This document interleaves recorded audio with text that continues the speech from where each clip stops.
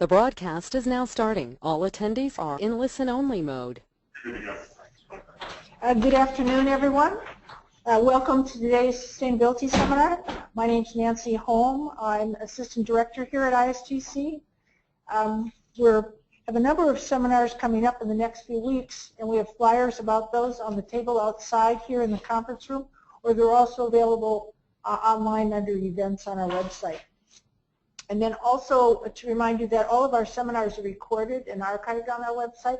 So if there's some you cannot attend live in person here, you can always watch or they are broadcast live or else watch them later on. The Sustainability Seminar Series this fall, if you haven't been to any of them yet or listened online, are focused on sustainability planning. And today we're very pleased to have with us Edith, Makra, and Elena, Savona, to discuss sustainability planning in Illinois communities. Edith is the Director of Environmental Initiatives for the Metropolitan Mayors Caucus, where she focuses on environmental issues that can be addressed by local governments, yet have regional impact. She also assists communities in taking steps towards sustainability by managing grants for energy efficiency and urban forestry. She has a BS in forestry from the University of Illinois. Elena is a senior client program manager with the consulting firm CB&I. Is that correct? CB&I. She has expertise managing and executing projects in the areas of energy and environmental sustainability, including design and implementation of strategies and capital plans. So we're very pleased to have both of them here with us today. They'll co-present the seminar, which is entitled The Greenest Region Compact, a Consensus Sustainability Plan for Municipalities. Turn it over to you. Great, thank you so much. We're delighted to be here, and thank you so much for the invitation. I'll just introduce Elena. She'll pipe up later, and you can say. Hi, and thank you for having us. We're really excited to share this project with everyone. And we're happy to discuss this and show you what we've done. We're very happy, especially for input and feedback. So as I'll discuss, we have an outreach phase, and this is it. So we're in it. We're really looking for ideas and feedback. So we'll get started right away with our... Okay. We tested everything. It's all good to go. No, it's going to be fine. Go ahead, Matt. So the Greenest Region Compact is what we'll be talking about, and our talk will give an overview of what the Greenest Region Compact is. We talked to Greenest Region Compact adopters and did a survey to get opinions about that. We'll tell you about an environmental achievements inventory we did, and then a very detailed process to review lots and lots and lots of sustainability plans, municipal sustainability plans in the state, and how we use those three steps, the survey, the achievements inventory, and the sustainability plan review to construct a framework for the new Greenest Region Compact, which we call RC2, and then what steps we'll be taking to refine this framework and flesh it out, again, with your input and through the outreach steps that we have planned. So the Greenest Region Compact was a project of the Metropolitan Mayors Caucus, and it was a simple pledge that was taken by about a third of the municipalities in the metropolitan area. We have 275 member communities, and we had 96 signatories to this pledge. So this was put out in 2007. Loosely resembles the U.S. Conference of Mayors Climate Protection Agreement, if you're familiar with that. And the idea was it'd be accessible steps that could be taken by municipalities for environmental improvement. And it was a good idea, strong participation. We unfortunately had little follow-up. We had other program priorities at the time, including a program the Mayors Caucus had called Clean Air Counts, which had a lot of participation as well. And in that time, since 2007, there were realities about sustainability. Some of the pledges were outdated. Markets had changed in terms of really what the demands for some programs were, and rules changed as well. There were some regulatory changes that made some of the tasks and pledges irrelevant. And of course, sustainability planning evolved. So many communities really sped ahead in terms of sophistication, in terms of their development and adherence to sustainability plans and measurements. So we decided we would learn from all of these and create a new Greenest Region Compact. So that was the genesis and the reason for doing this project, is to create a new Greenest Region Compact that is relevant to a broad membership that we have in the Metropolitan Mayors Caucus.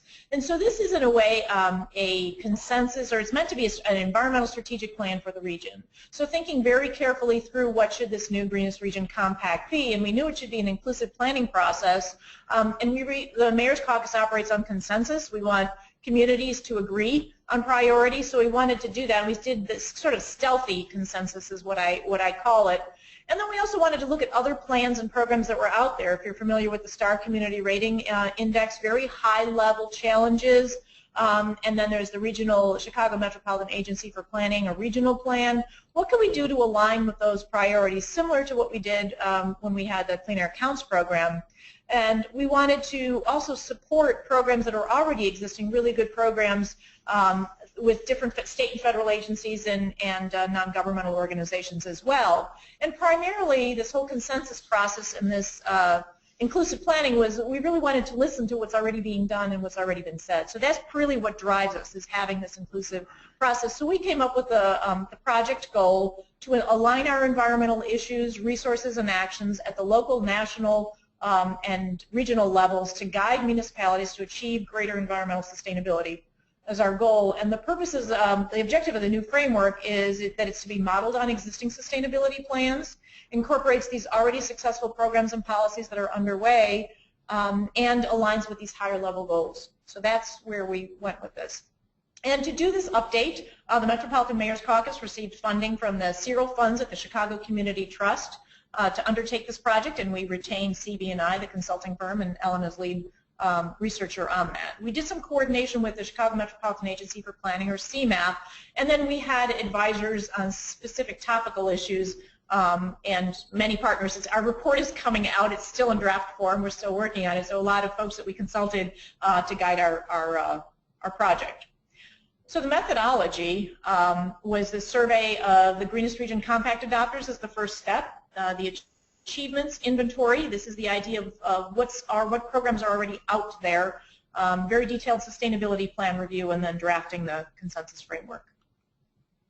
The survey, not surprisingly, the GRC adopters, we just asked them some simple questions and asked if the plan was in the least bit influential, or did they use it. And given that political leaders changed, our membership as mayors, we had about 40% say yes, that it was helpful. Many didn't know, and of course many more said not sure. So, you know, as expected, but what we found in the data was that actually those who had adopted the pledge did better in terms of performance. So this was one level. We also asked about achievements related specifically to those pledges. So if you look up on this slide, has all of the pledges, all of the strategies that were in the Greenest Region Compact. We had 5 categories in the original Greenest Region Compact: air, energy, land, waste, and water.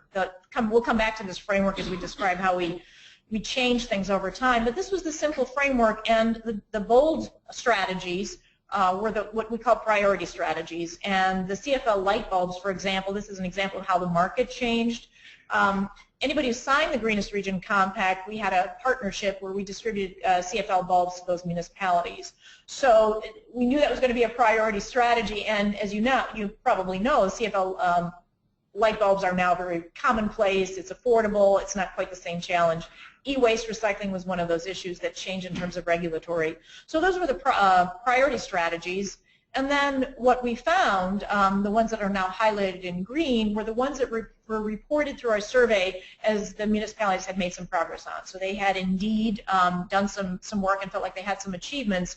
We didn't ask about the ones that are now highlighted in brown because the Metropolitan Mayors Caucus, was involved in some of these programs. We didn't ask questions in the survey. So we used our own data to say what had been accomplished on that. And there are 2 issues, the C&D debris recycling and paint recycling, and the rain barrel program that we didn't report a lot of progress on. So not bad, really, considering that we had dropped it for 7 years. So move on to, so what I'm going to discuss now is our methodology for this project. So how do we approach this project? And Edith and I and the team, we sat down and we thought the first thing we needed to do this survey, but also as she mentioned, we wanted to review what are the municipalities doing. So we thought, well, what municipalities which should we review? And we thought not limiting to the original GRC adopter, but expanding to the entire region, or the caucus municipalities. And besides the 275 municipalities, we included around another 20 municipalities that were not exactly in the region, but we were interested in reviewing, still in Illinois. So a total of 295 municipalities, and then at that point, okay, so what are we tracking? And so we came up with numerous what we called achievements. So it would have been some type of effort that the municipality was putting into achieving something. So pursuing an award, a certification, or a grant, some type of membership, a policy, or a program. So this is how we classify this type of achievements. And then we decided to go not directly to the municipalities, because that was kind of a process that we wanted to do later. Rather, we wanted to review third-party lists. So, for example, there's the Tree City USA certification program, and they have a website with a list of all the Tree City USA municipalities, and that's how our source of information basically was a third-party organization, and mostly online. We did have to. We did a couple of FOIA requests. We looked. We reached out to organizations more than anything. So we ended up having 95. Originally, it was more than 100 achievements that we wanted to track. We cut down at 95 just because some they're not very common, or the information is not available. For example, the pay-as-you-throw program for recycling is not something that is tracked by a third party. It's mostly you have to go directly to the municipality to see what they are doing. So that was basically the starting point. We put together this huge inventory, and I'm going to move on to the next one. Okay, and so also we categorize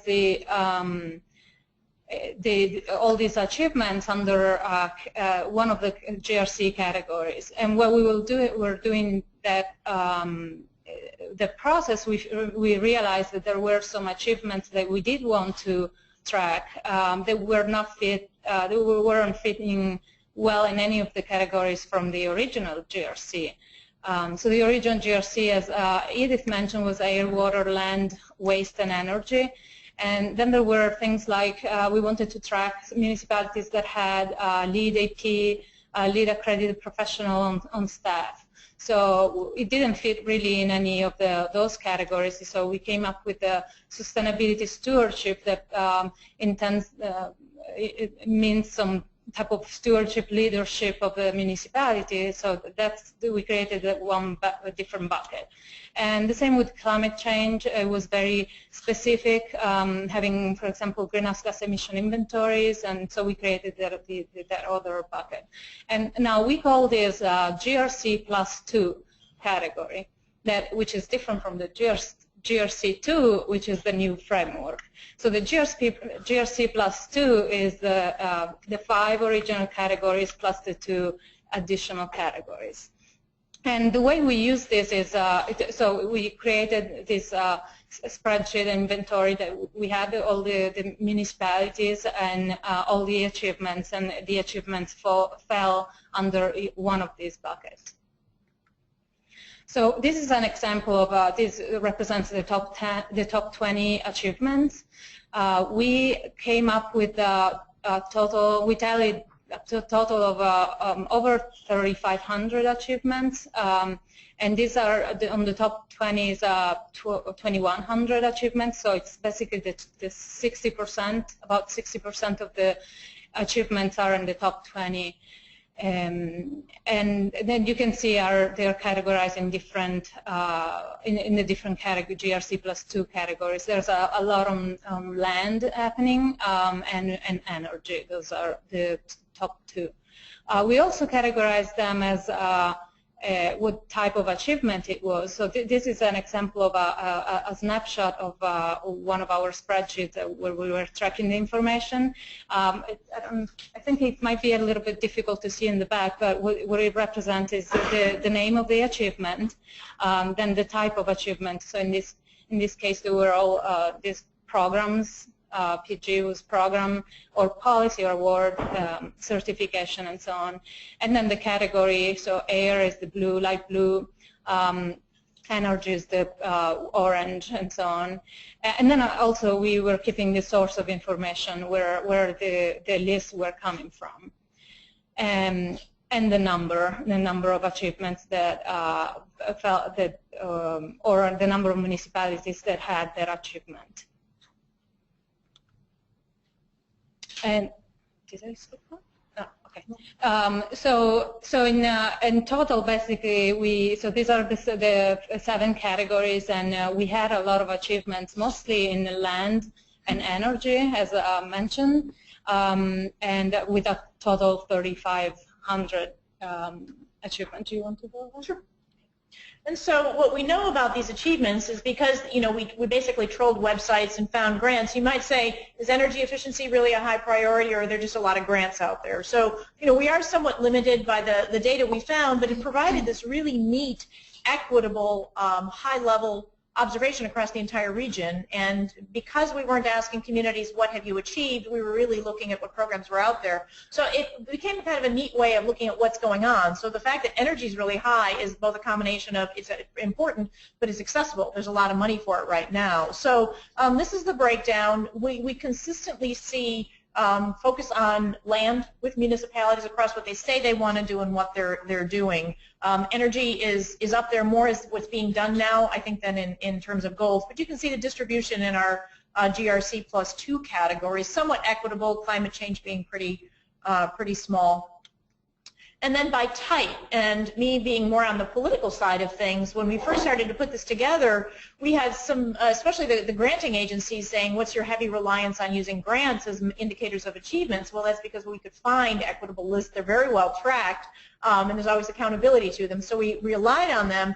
But what's interesting to me is the grants are not the only reason people are doing things. So if you look at grants, it's only about 20%, accounts for 20% of the achievements. These policies or programs, which if you think about it, municipalities are doing, signing on to a program. For example, one of the policies we tracked was like a complete streets policy. And there might be other policies out there that are really intriguing and really broadly adopted, but we're able to find a list of complete streets policies. So the policies and programs actually outweigh the reliance on grants. And as Elena said, they all indicate some level of commitment from a municipality. For example, you have to apply for a grant, you have to administer it, you have to actually pay for a membership. So again, we thought pretty good high-level observation across the region, and we got a lot of information from it. So this, we're introducing average number of achievements by community, and we set them into tiers, and we'll come back to these tiers are very important later when we start talking about our focus for the Greenest Region Compact. But if you look across this chart, what you'll see is the trends in the focus areas for the achievers, so the elite and high achievers, broad diversity across all issues, including climate change. But if you look at the low and very low achieving communities, climate change not on their radar, but they are focused on waste and land issues. Land is a core function of a public agency. So water, of course, continues with all municipalities that are charged with providing water services for their residents. So more, we wanted you to look at the way the achievements trend over all tiers. And we have a spiffy map, which I think we're going to show it live later. But this is something CB&I did for us, is they mapped all of these achievements. So what we have actually is this massive list of 3,500 achievements and 295 municipalities, and we can get at we can rank them, and we don't want to because that's not what this is about. But we can show what's being done across the region. And what we found, right now it just looks like a blob of blobs, but we promise we'll go live at the end of the presentation so you can see this interactive map, but it shows this beautiful distribution of environmental achievements across the region. And we did map into, we tracked normal and Urbana for some of the high achieving communities, but it appears that everybody's doing something. And so almost everybody has a pie chart. We only have one community out of 295 that showed absolutely no achievements whatsoever, including having access to open space per capita. So, and then we can zero in on this map, as again we'll show you later.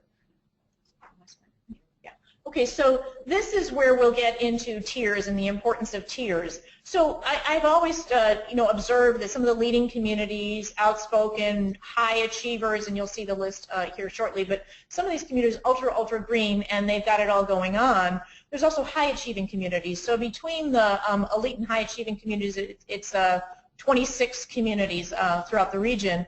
What was really interesting to us, and I'll also point out the very low achievers, so say the community has no capacity or no interest, and that's okay, not everybody's going to play, so that's 60 of our communities, but that vast swath in the middle, 71% of our communities are in this medium to low achievers, which means they're doing things, they're trying, but they're not the elite. So we don't have as much to teach the elite. We can learn from them.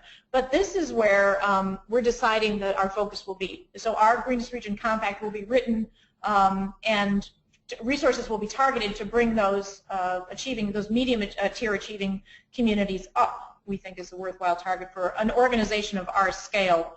And here is, we are ranking the top 26 achievers, and you can see why we came up with an odd number if they had the exact same numbers. Probably hard to read from the room, but the elite are Chicago, Evanston, Oak Park, and Aurora, the largest municipalities. That's not a surprise. And we were pleased, if you know the Chicago suburbs, we were pleased to see some of the communities that are not typically perceived as very green included in the top 26. And again, this is why I felt really good about having this equitable observation across the region, because it allowed lower to medium income communities throughout the region really to be equitably measured. So again, a really good list. What this chart will also show you, if you look at the blue line, these are communities that also have sustainability plans. So we'll introduce that second topic there, second stage of it. And all of the top 10 achieving communities have sustainability plans. And we have some interesting comparisons later in the presentation too. Yes, and so the sustainability plan review actually was so the second component of our research and analysis, but at the same time, as you see, having some achievements and having a sustainability plan, we saw there was some connection between the two.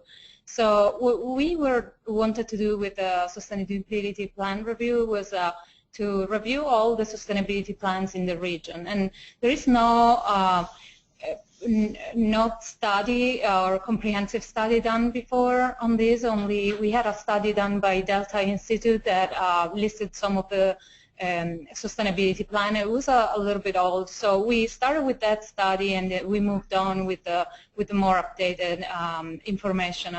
And some of the plans came out also from the survey that we were doing at the same time with directly with the municipalities.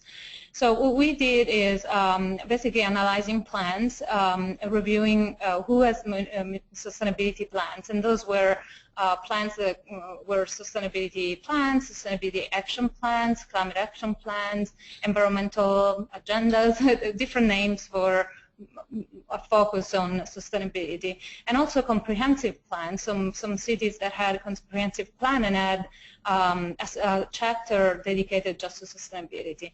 So we reviewed number of 44 communities that had sustainability plans. We reviewed them. Some of them needed to be excluded from our analysis because of some data was very old and outdated, and so it didn't really fit. But also the format didn't fit in particular for some comprehensive plans. They may have had a sustainability section, but it wasn't well fit with our framework. So 11 of those communities were excluded for these reasons. So we ended up reviewing and analyzing plans from 32 municipalities and 1 county in the region. And in addition to that, kind of in a parallel path, we were also reviewing 7 regional or national plans. So some of them include, for example, the STAR Community Index that Edith mentioned earlier, the Envision. I don't know if anyone is familiar with those frameworks, and the U.S. Conference of Mayors Climate Protection Agreement, and also we included the GRC as one of those plans or frameworks. So that was basically the purpose of why we were doing this sustainability plan review and analysis. And also we wanted to understand what everybody or the municipalities that had plans, how they were categorizing their plan, how they were structuring their plan. So we were reviewing their categories or focus areas, but also the individual goals, and see how helping us basically understanding what the new GRC2 framework should be. So this is a list of all the cities that had a sustainability plan and that were included in the analysis. As you can see, the range of time is basically a 10-year time frame. We had some initial plans from 2004, and those were we had 4 of those were from the green demonstration.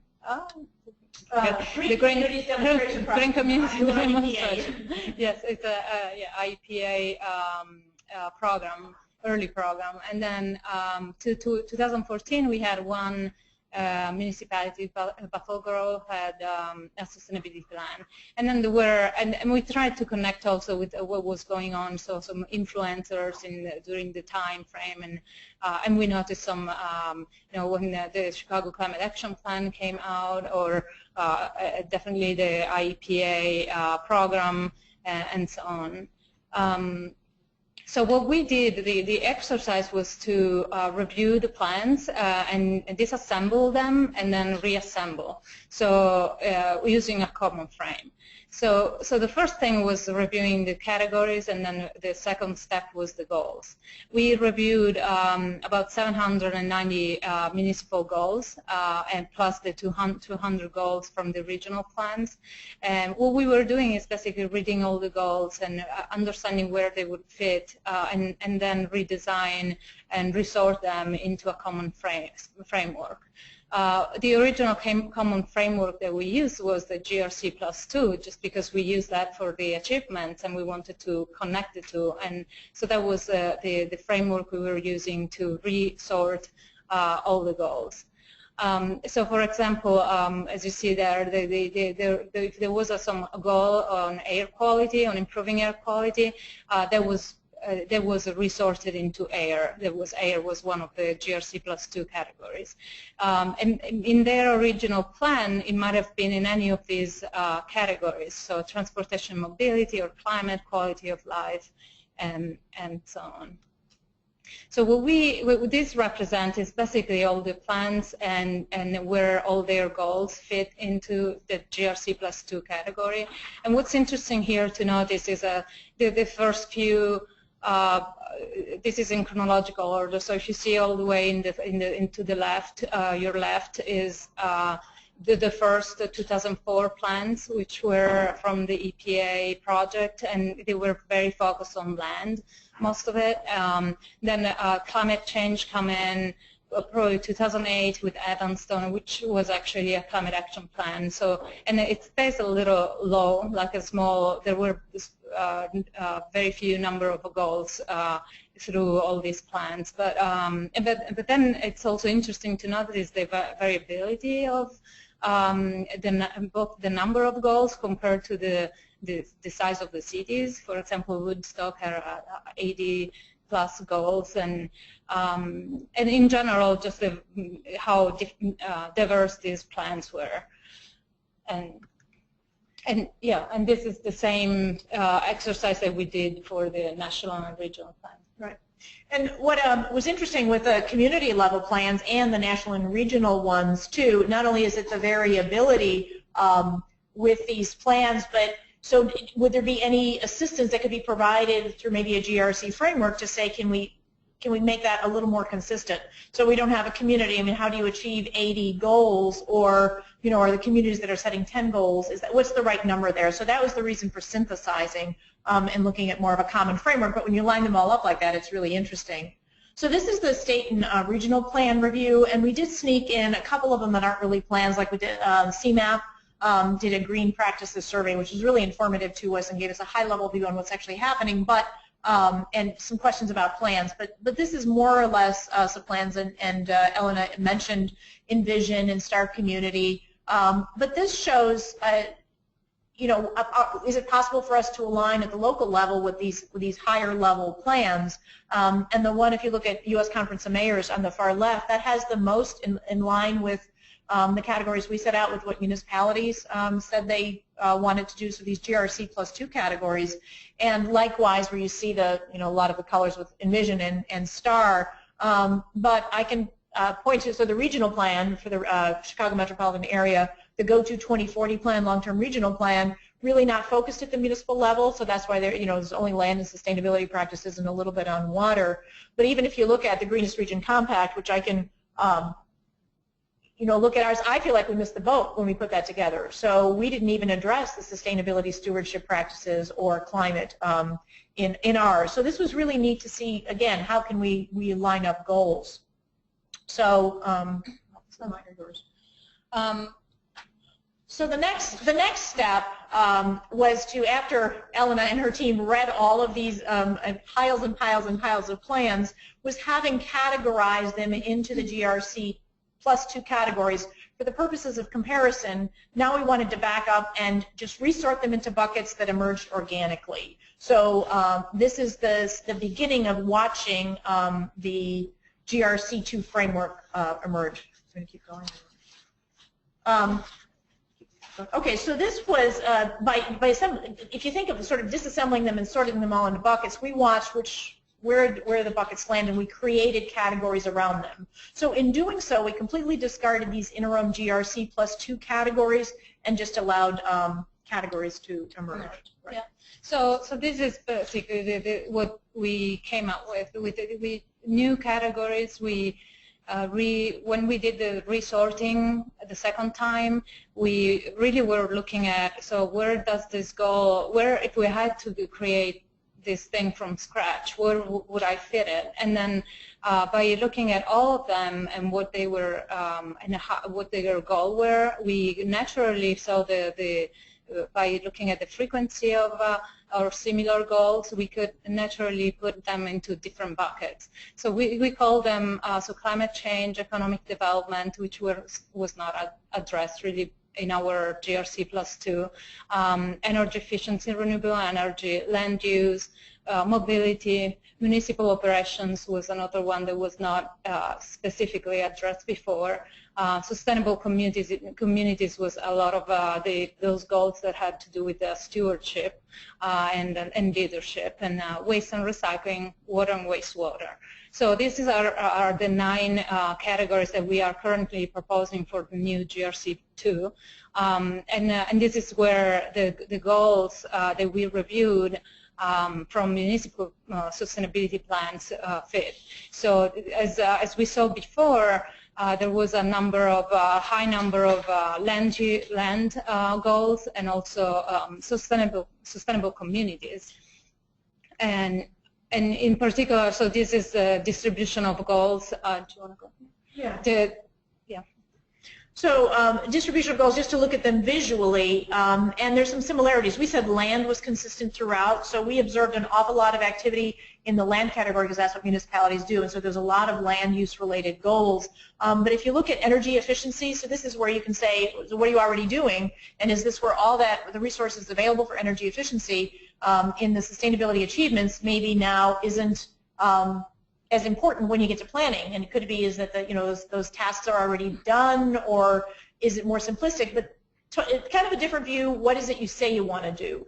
And so this was really interesting to look at. It was really interesting to see that most of the, these categories that were not included, like mobility, is actually quite important on the municipal scale. And I think when Al and I were first talking about this, we said transportation isn't really a local issue, but it emerged as a high priority with municipalities. So interesting that the distributions are so equitable and slightly different than what we saw with the Achievements Index, but a lot of similarity. Strong focus on municipal operations was interesting, and these idea of sustainable communities. And municipalities have expressed in their plans they want to be leaders. They want to demonstrate to their community, to each other, to the region, these different types of sustainability stewardship actions, like having a environment commission, having citizen participation, having different designations and awards.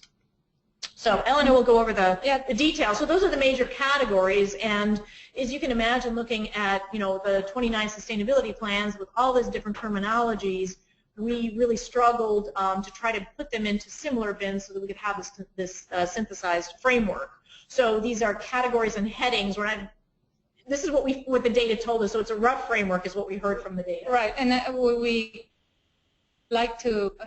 struggle a lot with the terminology, but we like to describe these are those headings with the color is basically the category, and beneath is the subcategory, which could be a category of goal, which we're going to define later in the next step of the project.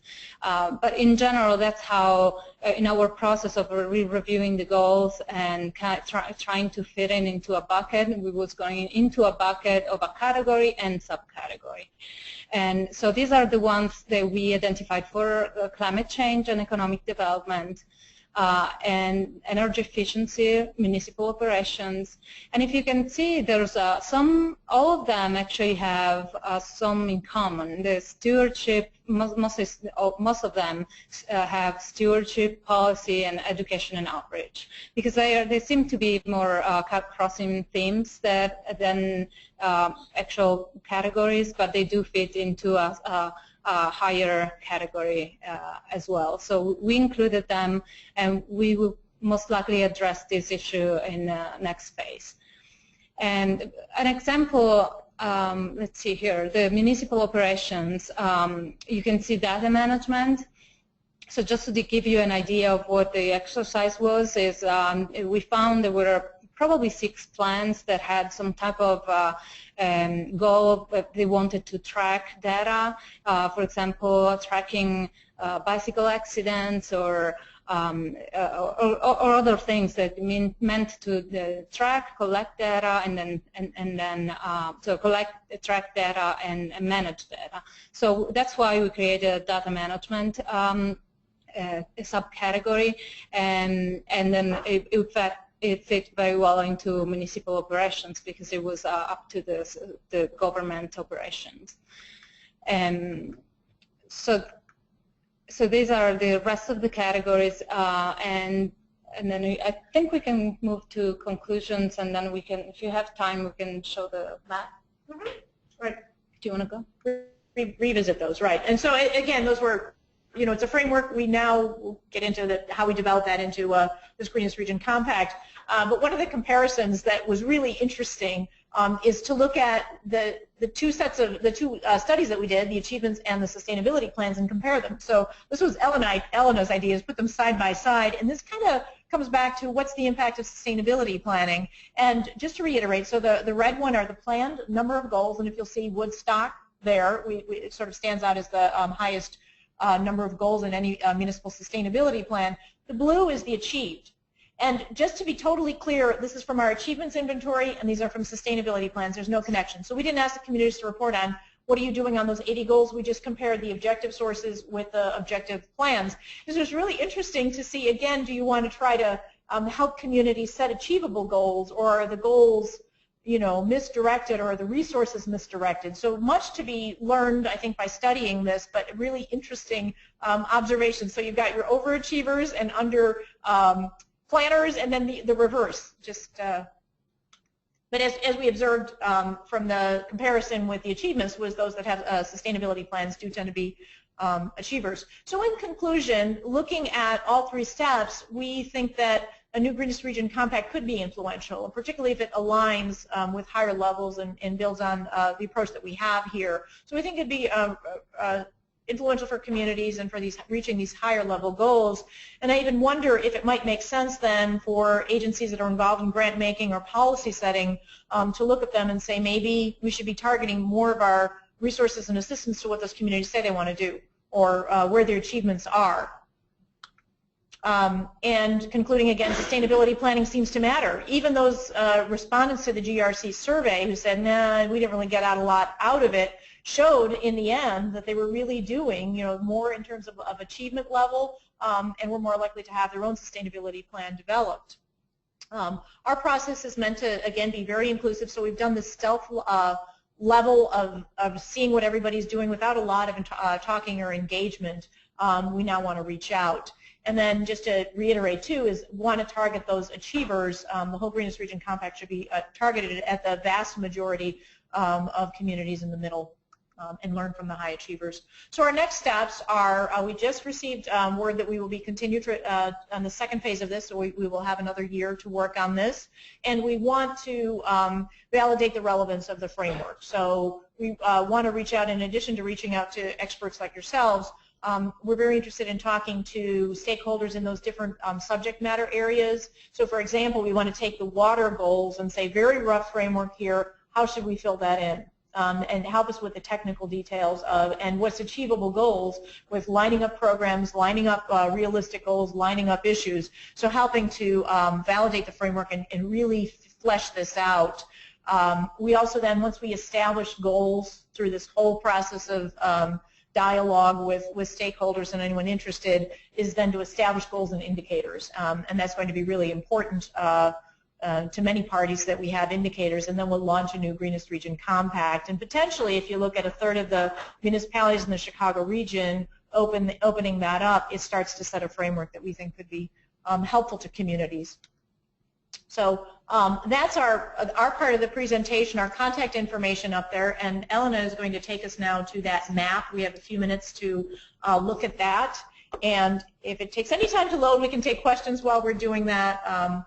But this, one of the things we didn't say about the sustainability achievements while it's loading is that in addition to having this mapped out, there's a lot of ways we can look at this. So I now, for example, in the time that we've had this project completed, if an opportunity has arisen, if say somebody wanted to know what are the stormwater related activities, who cares about stormwater in the Calumet region, south suburban area, I'm able to zero in and say, aha, based on the achievements inventory, this is where we're seeing activity. Or how important are renewables, renewable energy. We can look at the achievements inventory specifically. We sort of have them in these GRC+2 categories, but we can search for either specific goals related to what you care about, combined heat and power, for example. We have all of that. So it's an amazing database for anyone who has an interest in a particular topic area. If you want to find out, like I said, who cares about combined heat and power, we could zero in and say that. But I'll let Elena narrate. So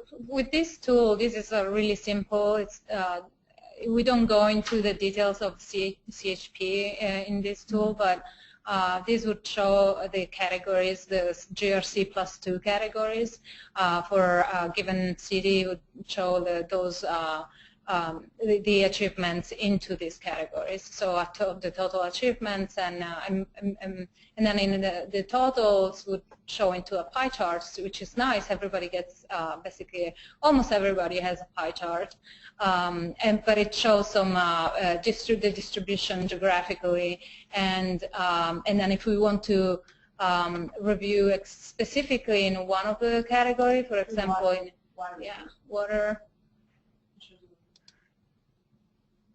Yeah, so it would show like a larger, for some cities that have more achievements at different size, depending on the number of achievements.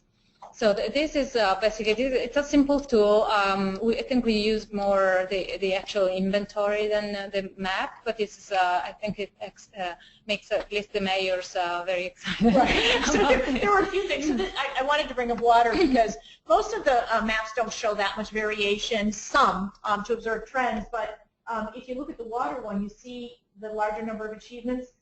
These are surface water not reliant on Lake Michigan, so there's more of a similarity between the communities, or of the communities that access Lake Michigan, but there is something called the Northwest Water Planning Alliance in the Fox Valley area that are working together on water supply planning issues, and so you see that reflected in the map with the level of achievement. So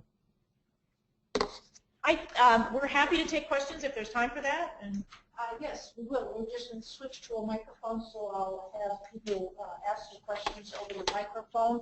That way we can get those recorded and the people online can hear that. So this will just take one moment.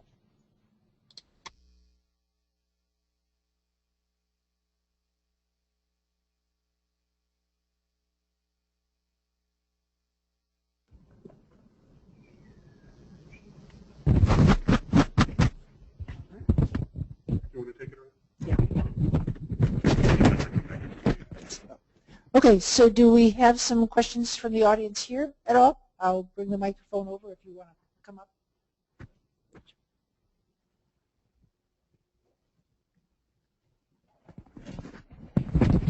I noticed that Urbana and Normal popped up in a couple slides there, and was just wanting you to maybe share to what extent downstate community sustainability plans were looked at, or if there are any other comments you can make on what downstate communities should learn from this Chicago metro area.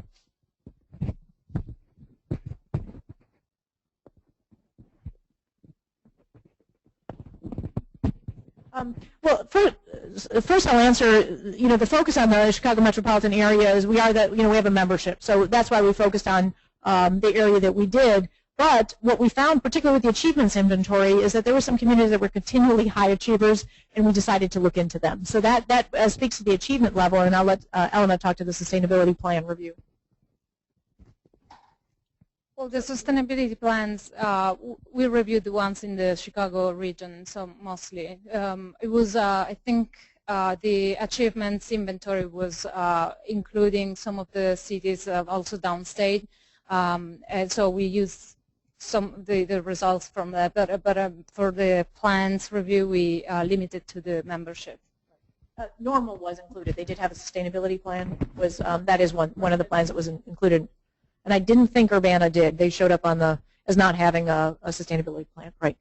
So we did look, if it popped up as something to look at, especially if it was something that we, in the Chicago area could learn from, was the reason we looked at it. Are there other questions here? Okay, and Robert, online? We'll take the one online right now. So I've got a question. There's actually two in a row. Maybe they're short, so I'll ask them both at the same time. Where did Urbana's data come from? And then she actually also said, or he says that Urbana does have a climate action plan and water management plan. But I guess the question there is, where did Urbana's data come from? And I'll address that. So this is the reason for doing the sustainability plan, the achievements inventory that we did, is that Urbana's data came from the same place everybody else's data came from. So if they got an Illinois Green Infrastructure Grant, we went to the source of the Illinois Green Infrastructure Grant. If they were part of the Cool Cities program with the Sierra Club, we went to the Sierra Club. So we know we were limited by the quality of the data on those websites, but some of them had very high levels of integrity. If you look, that's why the grants, there's a lot of tracking. Where does that money go? When it came to, who are the members in ICLEI, or who are the members in, I'm trying to think of another membership. Yeah, right, or they signed the U.S. Conference of Mayors Climate Protection Agreement. So that's where we looked at for all the municipalities across the board, and that is what we looked at. When we went to try to find the plans, we did dig pretty hard to try to find all the sustainability plans, and we know we didn't turn over every stone. But Delta Institute had a study where they reviewed 300 communities to try to find sustainability plans. We used that as a jumping off point. We got that from surveys, and then we did trolling around on our own. Some plans, like a water plan, wasn't something that we could compare side by side to the rest of the plans. So that's why a lot of the comprehensive plans weren't, we couldn't compare them side by side. Right, and that's exactly what I wanted to address, that we found a lot of plans that were specifically, say, a water or wastewater plan or stormwater So those were not, we were not able to compare side by side with the rest of them, so we decided to exclude. We considered them, we reviewed them, but then we didn't include them in the actual analysis. So, but if I'm sure we missed a lot of them, and that's I think why we're going to the next stage when we do the outreach. That's where we're going to find the ones that we missed, and we should probably include in our analysis. But I'll also answer that as sort of, remember the purpose of us doing this, and the purpose was not to rank communities and say you are green, and that's why we're not releasing anything but the top 26 communities, because all the mayors had the same reaction. Well, you know, we didn't respond to that survey, or we didn't adopt the Greenest Region Compact. We can show them the map and say we tracked your achievements the same way we tracked everybody else's achievements. So our purpose was to try to create a framework for new GRC. So we're not judging communities. We're really looking at this as trying to learn from the experience out there and to listen to what's already been done and use that to set a framework so that everybody else can jump on board with it too. In the future, if we have this Greenest Region Compact, we envision that there might be a stage where we would have you know, it's a statewide challenge building on, we saw 2 model programs, one in New Jersey and one in Minnesota, where, you know, there's pledge and tracking and potentially alignment of funding with it too. That's where we'd be going in the future. But this was simply to help guide us in a consensus sustainability plan. So. Okay, thank you. We have another question here. I was curious about best practices and lessons learned and maybe case studies. Are there some good example, not right now, but are there some good example case studies that you are planning on sharing with your members going forward?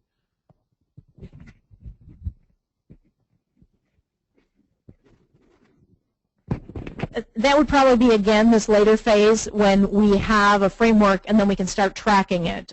So right now we have achievements, we have a framework, and we have all these great plans out there. There really isn't that connection. So if there's a GRC2 that is built on this consensus framework and goals, we can measure progress towards that. And then when that's where case studies might really come in. So we could look to those high-achieving communities or innovative communities and say, so we all have this shared goal of, give me a good goal, mobility, zero waste goal. So that way we might say, okay, this is, you know, here in this goal, you can learn from these communities that have done these innovative practices to achieve zero waste. So that's where, in the long term, I do see more sharing, and that was something the mayors also wanted to say is let's learn, you know, let's learn from the communities that are leading on this. I'm very interested to say let's learn from the communities that are leading on this, but at our level, because not everybody's at the level where Evanston and Oak Park and Chicago are at, but let's learn from peers. Yeah. To add to that, ideally, if we are able to bring some of those medium 70% communities to the next level, then that's, I think, the success stories that we would definitely want to tell. Okay, is there any other questions here? And any online, Robert? Okay, with that, I'd like to conclude today's seminar then, and want to thank again our